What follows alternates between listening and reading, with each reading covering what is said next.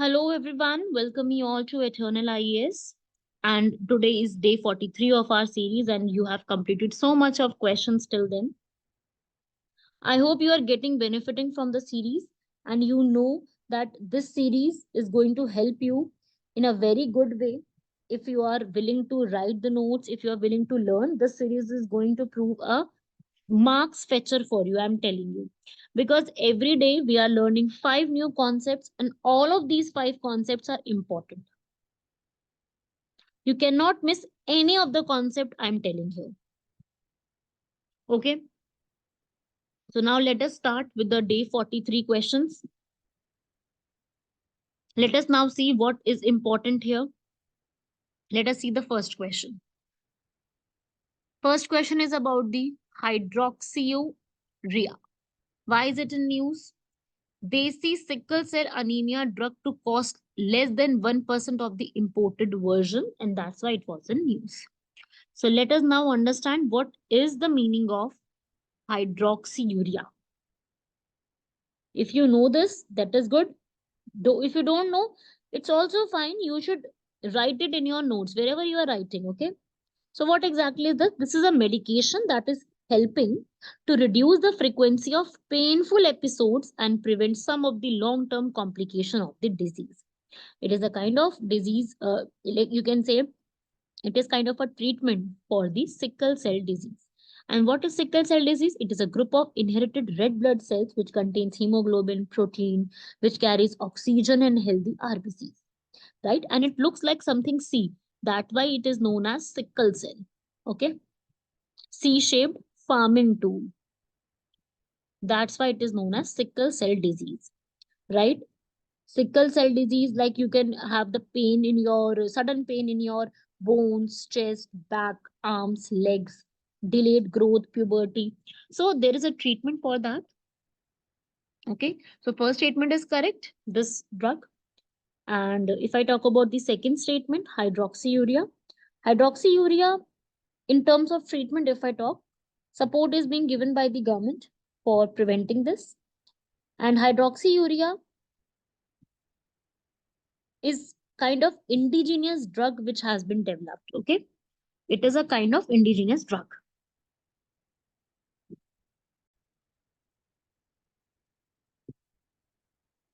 So this is a kind of indigenous drug, right?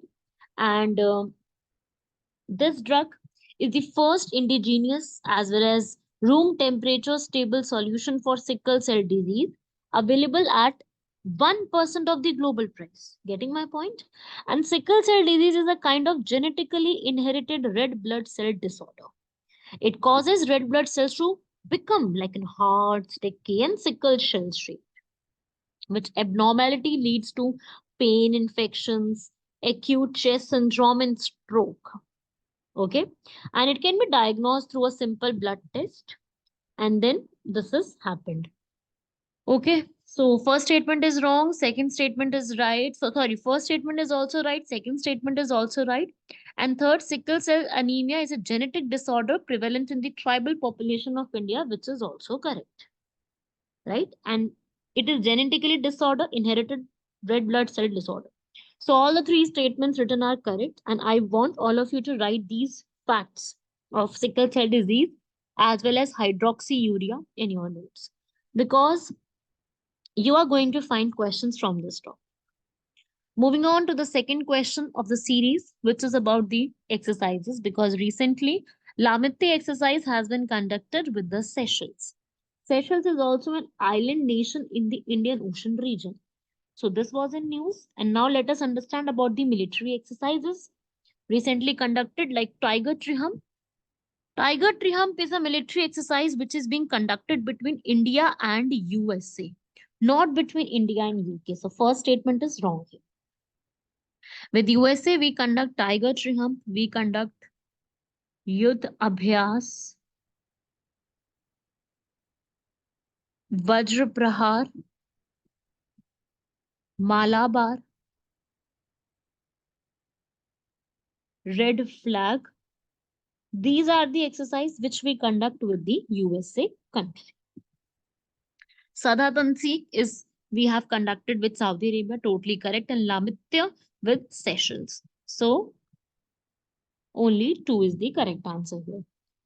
Write down in your notes very important factual information. Okay, I hope you all are getting these information and like you understand these type of facts.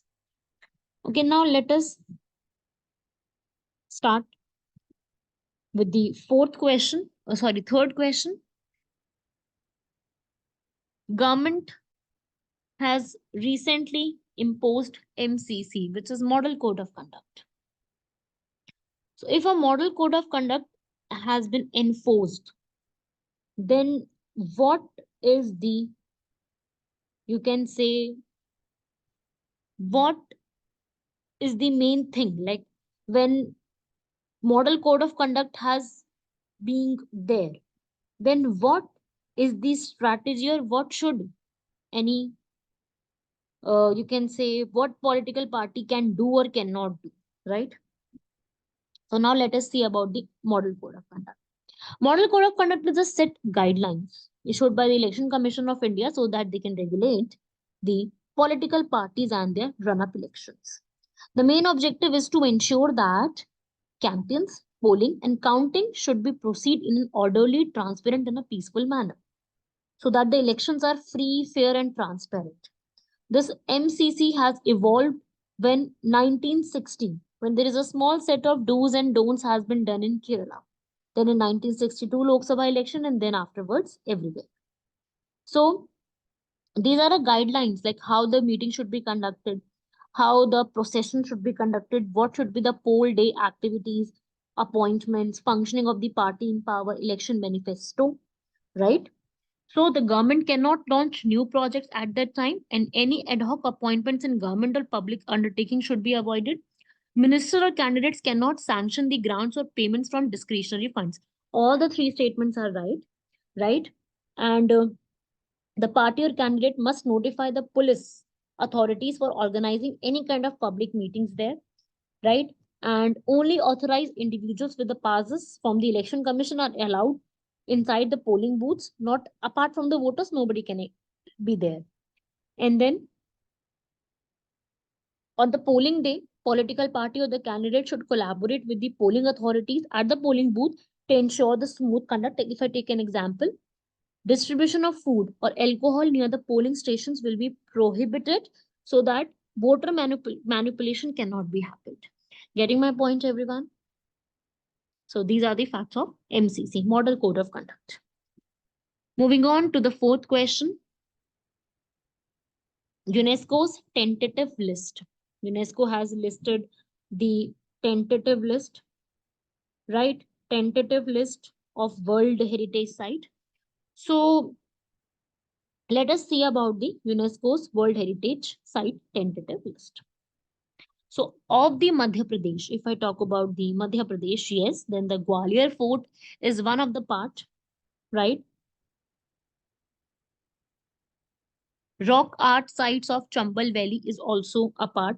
Bhojeshwar Mahadev Temple, Bhojpur is also one of the part, and Gond monuments of Ramnagar Mandala is also one of the part, right? And this is a part of Madhya Pradesh, Chhattisgarh, and Maharashtra. You can say it is a Chhattisgarh also. So all the parts you can see here, all the four are included in the UNESCO's tentative list, and all of these sites are from Madhya Pradesh. You can see here. Burhanpur, Khuni, Bhandara among 6 Madhya Pradesh heritage sites. 6 sites are there. You can see here. List of the tentative sites are here. Gwalior Fort, historical group of Dhamnar, Bhojeshwar Mahadev Temple, rock art sites of Chambal Valley, Khuni Bhandara, Burhanpur, God Memorial of Ramnagar Mandala. All of these sites are included under the UNESCO's World Heritage Sites, right? And they are under the tentative list. They are not exactly being there as the list. They are being here as the tentative list.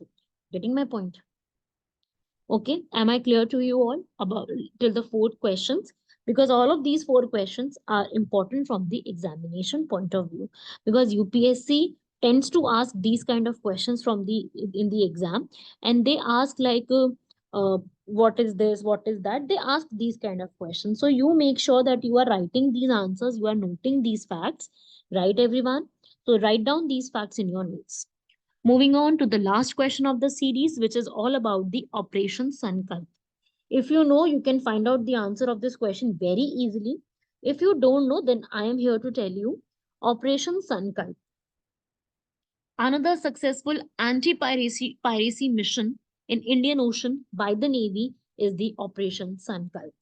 Right? It is being, like, it is not initiated recently. It has been already initiated in 2019 by Indian Navy, so that safety, security of the Indian vessels can be promoted in the region of Persian Gulf, Gulf of Oman, right? And this operation in 2019 was first started in response to rising tensions in the Gulf of Oman region, where two oil tankers were targeted. USA holds Iran responsible for these, right? So this happened there in that region, Operation Sankalp. Okay. And now recently, Operation Sankalp has again been done by the Indian Navy. Indian Navy has conducted an operation against the Somali pirates who hijacked the MV Ruan, a Bulgarian commercial ship, right? And Indian Navy has enhanced their maritime security operations to respond to these kind of threats, including the pirates. Getting my point, everyone? So this is the international efforts of our Indian Navy, which is being done. So these are the 5 questions. I hope you all are have done with this. So the answer for the question would be B option.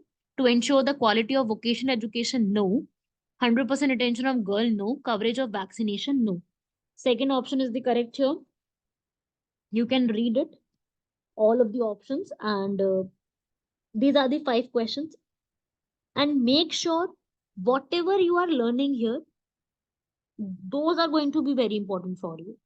Okay, everyone. So these are the important factual information. I hope you all are clear with these information. So complete it all. Meet you all in the next lecture with another set of 5 questions. Till then, Jai Hind.